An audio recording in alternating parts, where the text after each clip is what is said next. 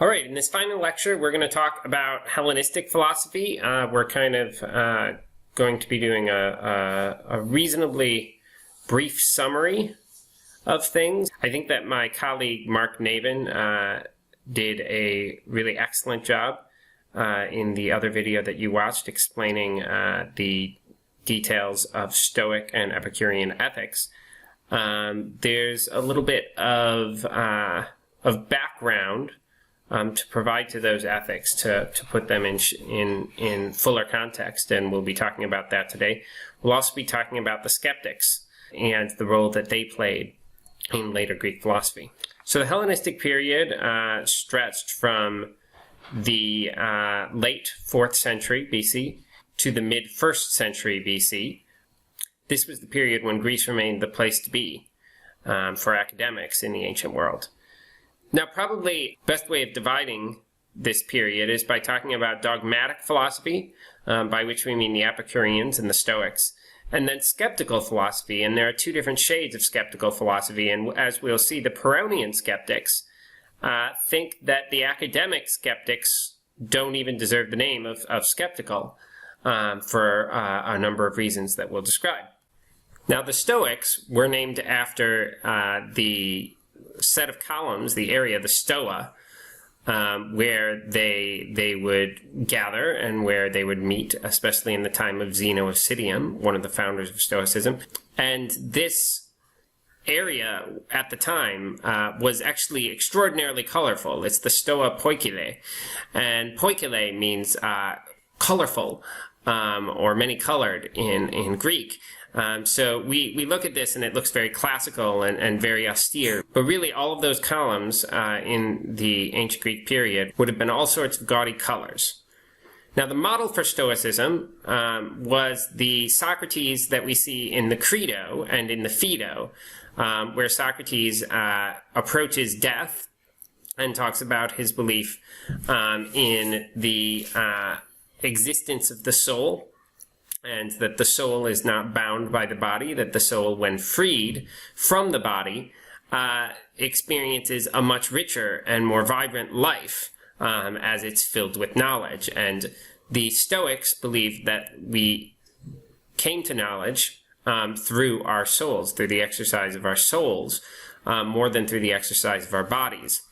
Moreover, in common with Socrates of the Phaedo, they believed in a principle we might call mind over matter. They believed that you could choose whether or not you were suffering at a given time by having extraordinarily good control of your mind.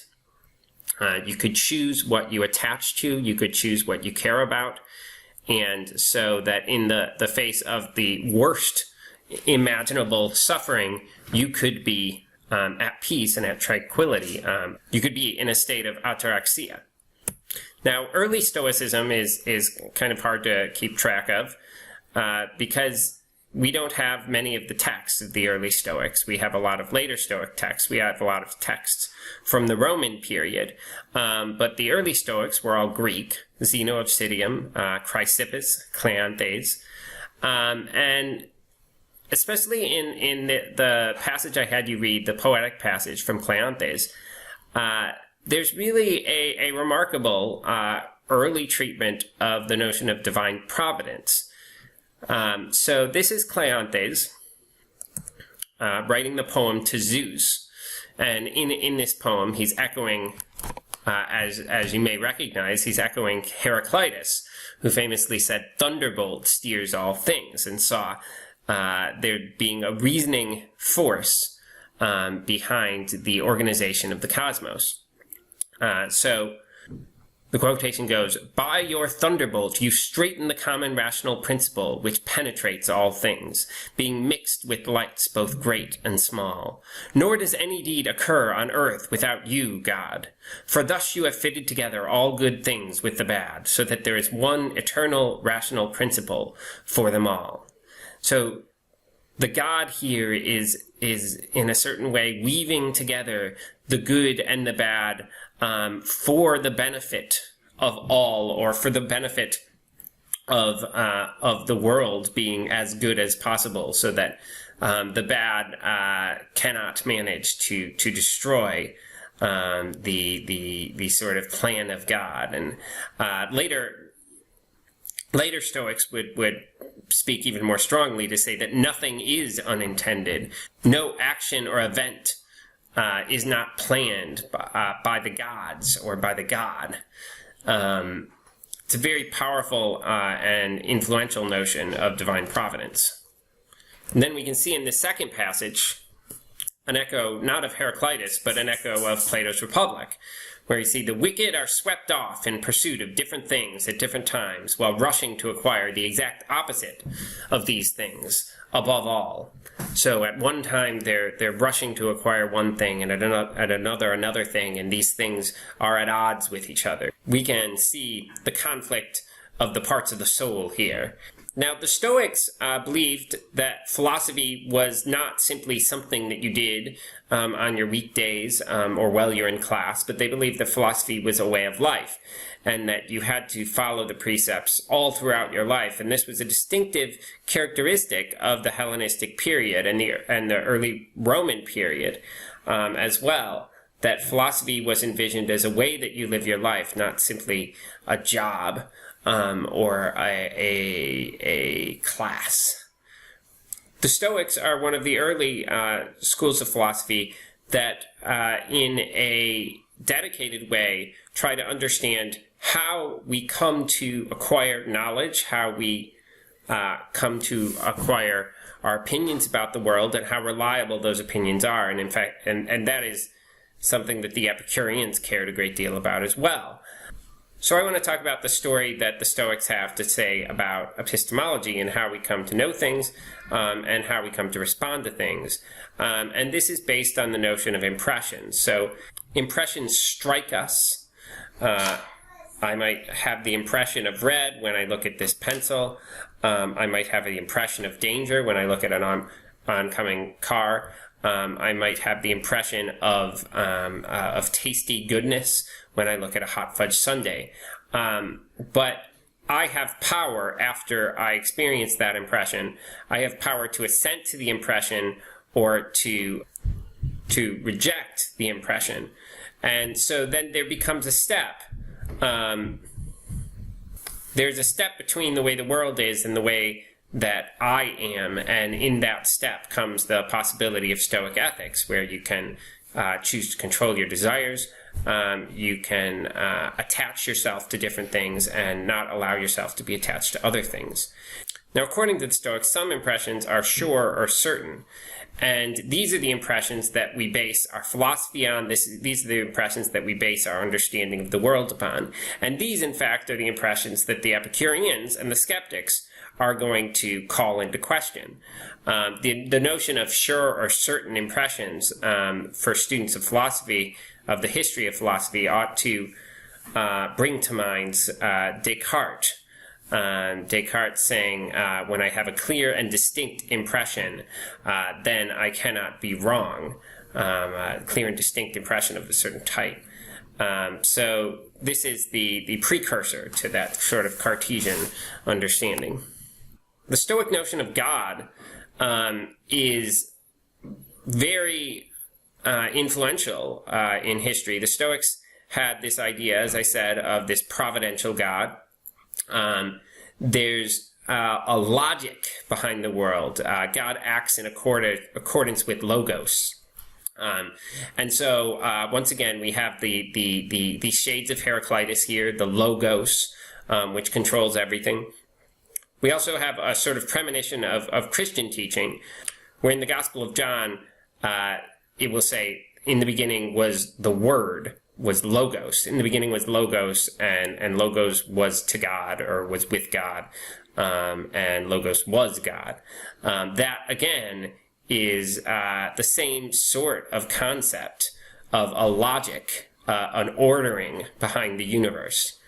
And according to the Stoics, the universe is entirely good, but the events in the universe are entirely beyond our control. The only thing that we can control is our attitudes toward those events. We can't even control the movement of our body. So when I moved my hand, according to the Stoics, I couldn't control whether that happened because something could have stood in the way.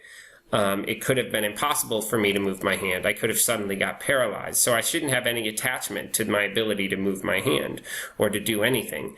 Rather, I should have acceptance for the way the world is and understand that the way the world is good. I just need to line up my attitudes toward the way the world is.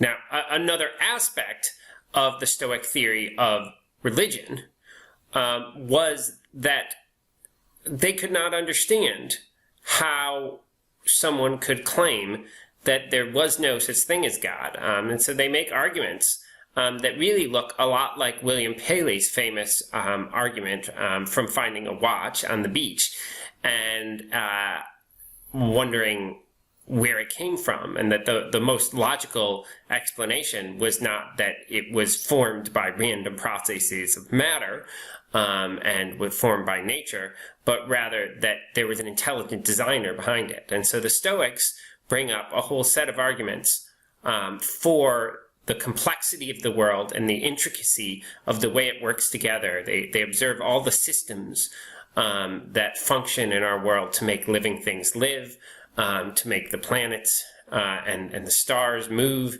and so on and so forth. And they say that there must be a design behind all of this. As I said, the Stoics have the notion that the soul is something separate from the body, and the soul is where intelligence resides. Now, they also have the belief that the entire world seems to be infused with soul. So they, in the passage by Cicero, he asked the question, how could anything that is composed of soul lack soul? So the world as a whole is bigger than you and I are. It's greater than you and I are. So it must have all the properties, apparently, that you and I have.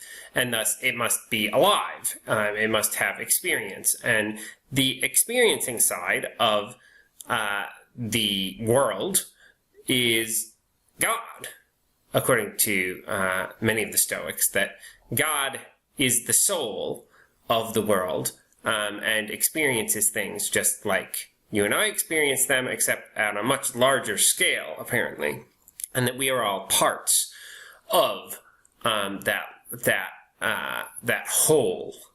And it would seem that this would extend to the smallest pieces of matter as well, that there's some sort of soul in them. And so that there's some sort of aspect of soul in my knees or my hands. And maybe that wouldn't be surprising for the Stoics because my hands are capable of movement, right? They had no notion of nerves at that time. But there's some sort of soul in my ring or in my shirt, also, according to this sort of view, which is known as panpsychism. So the Stoics appear to have been one of the early proponents of panpsychism, the thesis that everything is full of mind, or everything is full of soul. Obviously, you can hear that echo of Thales there. The Epicureans, both in terms of their ethics and in terms of their physics, their logic, their epistemology, they were virtually the opposites of the Stoics.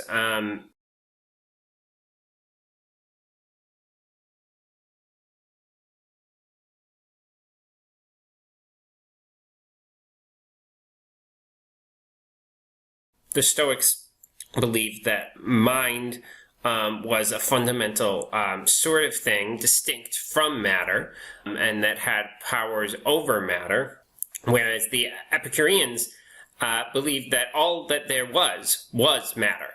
The Epicureans, in essence, take something like an accurate notion of Aristotle's idea of matter, and they take out any metaphysically objectionable or metaphysically complicated things in Aristotle's notion of form. And what you have when you take matter and remove that notion of some sort of complicated and fundamental form to it is that you have matter all the way down. You have atomism, and the Epicureans saw themselves as atomists. Epicurus saw himself as an atomist, and he taught that atoms were the substances that made up all the ordinary substances around us. Now, he parted ways with Democritus and Leucippus in that he said that the ordinary things around us, for example, this green plate, has properties. It has the property of being green, truly, even though that property is explained by atoms. So he didn't say that everything is names. All our descriptions of things are mere names, and there were actually only atoms underneath. Rather, he says that our names can be accurate and can name real properties, but these real properties adhere in the objects because of the characteristics of atoms. Epicurus also taught that there was a principle of conservation of matter, that all the things that exist now are the things that have always existed and always will exist. Nothing can be created or destroyed. And there's just so much matter in the world and so much void, and things move around in the void. There are changes in that sense. So maybe a table could, in some sense, come to exist, but all the atoms that compose the table were around beforehand and will be around afterward. And this is similar to Aristotle. So there's a lot here that picks up from Aristotle, but there's also a lot that takes a much more spare view of the type of things that the world could be made out of and the types of structure that it might have. The Epicurean view on the soul is, again, materialistic. The letter to Herodotus says the soul is made up of fine parts distributed throughout the entire aggregate. So the soul is a certain section of physical parts within us. It's a group of very small atoms that are distributed throughout the whole body, and that function in a certain way to have a certain consistency to them. So we ourselves are atoms and void. When he talks about the relationship between the mind and the world, we have a material mind, right? So logically, if we're going to get something from out there in the world to acquire some piece of information, we need some material to come into us. And Epicurus envisions this material as a little sort of a version or seed of the object itself that comes in through our eyes. And so we form an image of the whole of the object in our mind's eye because it has entered into us. But the object itself hasn't entered into us. So the quotation, it is when something from the external objects enters into us that we see and think about their shapes. The criterion of truth for the Epicureans was a criterion that is most consonant with what we would call empiricism nowadays. It was simply the senses. All presentations received through the senses are true. This is what Plutarch says, describing the views of the Epicureans. Now, Plutarch was a hostile witness, but nevertheless, this does seem to be the Epicurean view, that we get our views about the world from the senses, and that the senses do not deceive. Now, there's a lot of complexity there, and there's a lot of ways that the Epicureans try and explain this, but it does, to the external observer, look a little bit like we're incorporating some of Protagorean relativism in here, where there's nothing that we can say to go against the evidence of the senses, that is what we have, and so that things are as they appear, and there's nothing over and above appearances to decide on what things are. Now, it's not clear if this is a thoroughgoing claim about the external world, or if this is just a epistemological shortcut to tell us what we should believe. Now, the dispute between the Stoics and the Epicureans on the question of how we should acquire knowledge, how we do acquire knowledge, certainly should remind us of a later dispute.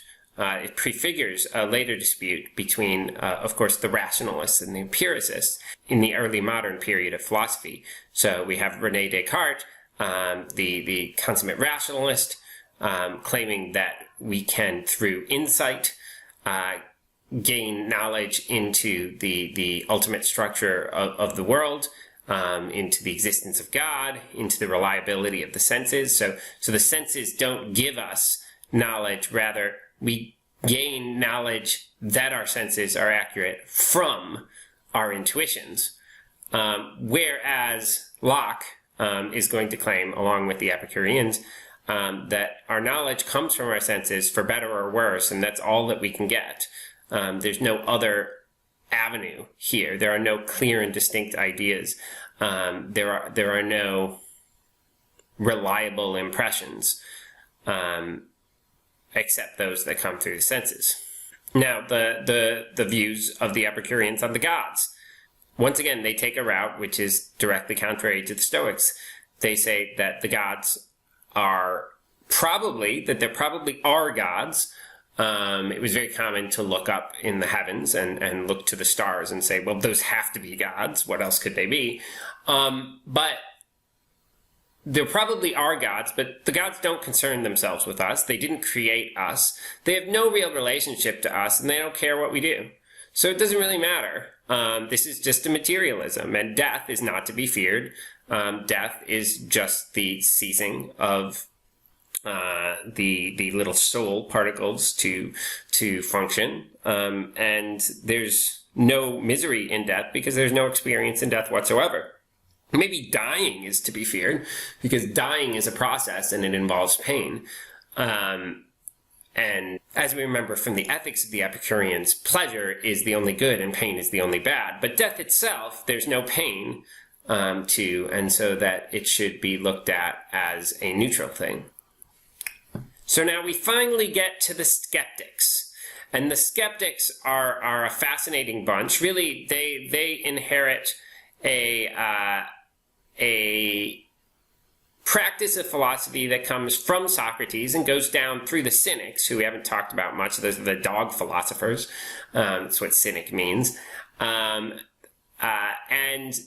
goes into skepticism. And the skeptics follow Socrates in considering philosophy a way of life that doesn't involve dogmatizing, that doesn't involve coming up with theories about the ultimate nature of the universe, doesn't involve talking about what we know about the gods, what we know about the good, and so on and so forth. Rather, the skeptics are the children of Socrates in that they go around and they inquire, and they wonder, and they ask questions, and they push at things, and they prod at things, and they try and break arguments, they try and figure out the flaw. And this is the skeptical tradition. Now, there was a group of skeptics that were known as the academic skeptics, and probably they dealt with philosophy as less of a way of life than the Epicureans, than the Stoics, and certainly than the Pyrrhonian skeptics who came around later. The academic skeptics were students and teachers at the academy. They were the intellectual grandchildren of Plato, and they spent their time teaching and learning. And really, this became a sort of profession for them. There was a professionalism about academic skepticism that you wouldn't so much find in various others of these schools, especially not in the Pyrrhonians. The academics saw philosophy as what we would now call something like counterfactual analysis. So what we look at is your premises, what starting points you're going to start with, and then we evaluate whether your conclusion follows from your premises. But the academics said, well, we can always find a flaw with one of your premises. So we have whatever argument, we can find a flaw in the premise, so we can criticize it. But they advanced an argument that was to the effect that we can know nothing about the world outside of us. And this argument was built on sort of familiar ground to philosophers. It was built on the unreliability of the senses. So the senses sometimes lie to us, and for the academic skeptics, they thought if sometimes the senses are unreliable, then we can't go with the Epicureans and say that whatever's true is what the senses tell us. And if the senses are unreliable, which seems like the closest thing to a reliable thing, then how can my impressions ever be wholly reliable, like the Stoics say they need to be? So we have a school of philosophy here that's picking at the claims of the Epicureans and the Stoics and saying the senses are unreliable, intuition is unreliable, and you would think intuition is unreliable because sometimes we get math problems wrong, even though we're certain they're correct. And so we can know nothing. Now, really what's going on here is that they're confusing knowledge with certainty, which is something that happens over and over in the history of philosophy. And I suppose they're right that perhaps we can be certain of nothing. But whether we can know something, I would hope, is a different question. At any rate, we're not going to talk much about academic skepticism. What's a little more interesting to me is Pyrrhonian skepticism. So Pyrrho came along, and it's unclear whether Pyrrho really believed all the things that came to be associated with Pyrrhonian skepticism. But Pyrrho and his followers pointed out something curious about academic skepticism, and we can figure out what that curious thing is if we just look at the following claim. We cannot know what is true about the world. Is that a claim about the world? Sure it is. When we assert that we cannot know what is true about the world, are we making a claim that we know something that is true about the world? Namely, that we can't know what is true about the world. Well, it seems like we are, and that's what the Pyrrhonians point out. They say to make any argument whatsoever with whatever premises to the effect that we cannot know what is true about the world is extremely problematic. Because when we assert whatever premise, blah bitty blah in this case, but suppose it's some really good, really solid, really plausible premise, when we assert that, in order for the argument to be reliable, we have to know it or have very strong evidence for it. But the academic skeptics, if their conclusion is true, if 3 is true, then they cannot know 1 or 2. So if the conclusion at 3 is true, then 1 and 2 are undermined, and therefore the argument for the conclusion is undermined. This sort of criticism, in essence, points out that the academic skeptics are just another kind of dogmatist. They're a negative dogmatist. So the Stoics are dogmatists in that they put forward positive theories. But the academic skeptics, they rather put forth negative theories to the effect that we can know nothing. But to the Pyrrhonians, that seems like a very substantial claim. And they think, wow, if I'm really going to be skeptical, am I going to go in 100% for this claim that I can know nothing? No, that doesn't seem like a skeptical thing at all. I'm going to try with all my might to suspend judgment about that. So the Pyrrhonian doesn't say, I can know nothing. Rather, the Pyrrhonian says, I don't know. It's not the case that I know. The Pyrrhonian isn't willing to assent to the impression that I know nothing, and isn't willing to assent to the impression that I know something. but wants to stay in a sort of middle space in between the two. Wants to suspend judgment. And in fact, Pyrrhonian skepticism is full of methods for that purpose. They think that the goal of life, this is a way of life, it's not just something that you do at school. The goal of life is to be at peace. And if we're going to be at peace, we need to suspend judgment. We need not to make rash judgments. We need not to get into an argument about things, because once we're in an argument about some subject that we care deeply about, we will find that our peace is stolen from us, that we have no peace, that we are easily upset. And you can see that in conversations that you have with people, especially about things that are important to you. You often find that if you have an argument with someone about something you deeply believe in, and you have any respect for that person, or even if you don't have respect for them, it is difficult and it is hard to sustain disagreement. Disagreement takes a lot of emotional and intellectual energy. And the Pyrrhonians thought that that energy was better spent trying to use all your intellectual powers to maintain a place of tranquility. So if the Epicureans and the Stoics are arguing with each other and butting heads, the Pyrrhonian will simply say to each side how it seems to him. This is how it seems to me at this point, and they come up with an argument.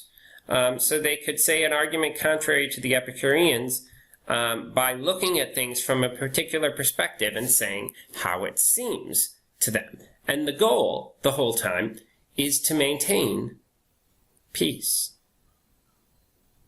To be at rest, to be peaceful, to live a life that is undisturbed, intellectually undisturbed, and emotionally undisturbed, at least by anything that would be touched by your beliefs. Beliefs get in the way all the time. What's the problem? What causes you to be disappointed? Well, the Stoics would say that your desires, your expectations cause you to be disappointed. But you might say the same about your beliefs. That my belief that I will have something to eat for breakfast tomorrow could create problems for me if it turns out that I don't. And so I should just not possess that belief. I should take things as they happen. Now, there's a big problem in Pyrrhonian skepticism why you should believe the things that are right in front of your eyes. So if you have been wandering through the desert for days and you come to an oasis and there's food and drink, why should you actually take a drink? You're dying of thirst. But why should the Pyrrhonians say, this is actually drink, this will nourish me? Why should they have that belief as to the belief that it doesn't? And there's very complicated answers to these questions. But one of the answers is just that in practical circumstances, we just go with whatever appears to us at the time. But we're not going to be dogmatic about that. If we were dogmatic about it, it would defeat the point of our lives. It would defeat the point of being a skeptic. Now, how do we sustain this peace, this ataraxia? How do we stay in this place where we're not disturbed by our beliefs and we don't get into disagreements? We don't experience stress trying to come up with reasons to defend our cherished belief. What the Pyrrhonian skeptics say is that we need tools, and we need power. We need power tools, I suppose. We need tools in our work belt so that we're ready when we suddenly get struck strongly by some belief. When we suddenly say, wow, this is such a beautiful sunset. God must love me. And then this is this strong belief. But we need tools to counter it. We need ways to push against that. And the 10 modes are 10 famous ways to push against these strong beliefs that encroach upon us from our impressions or from our thoughts. These modes are things like, this appears one way to human beings and another way to animals. And so I shouldn't jump to conclusions to say that it is the way it appears to me, because it appears a different way to animals. This plant is healthy for humans, but poisonous to dogs. And so I shouldn't think of it as healthy. I should think of it as appearing healthy. I should just stay with the appearance and not go to any claims about the reality of things. And the modes also have things for things like perspective. Okay, there's a mode that says I shouldn't say that it is a square, because if I look at it from another angle, it is not a square. And so I shouldn't make any claims about the shape of things. I shouldn't make any claims about the taste of things, about the smell of things, about the shape of things. I shouldn't make any claims about that, because those might appear differently from a different perspective or at a different time. And so the modes are ways that we can maintain our peace and maintain our lack of belief in the face of some very strong beliefs that might strike us along the way in our lives.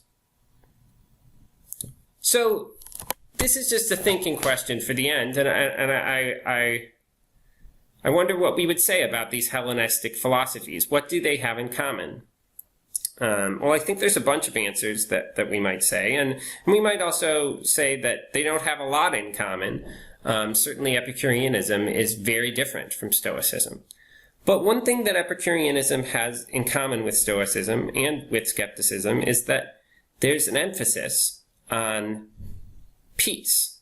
There's an emphasis on being undisturbed and not being on a roller coaster ride. If you recall, the Epicureans do not think that you should maximize pleasures. They think that you should maximize this sort of middle state of tranquility. And if you're in that state, you will be in the state of ultimate pleasure. And the Stoics think that you should get away from desire, that you should not desire that things go your way so that you can be content with however way things go. So this is what I think is in common between these three philosophies. And it's very interesting how they set forward the sort of agenda for the next 2,000 years of philosophy. If we go to the 17th and 18th century of philosophy, you will see Descartes and Leibniz advancing some of the arguments that would have been cherished by the Stoics. You will see Locke advancing some of the arguments that are advanced by the Epicureans, and you will see David Hume advancing some of the skeptical arguments that you see by the Pyrrhonian skeptics.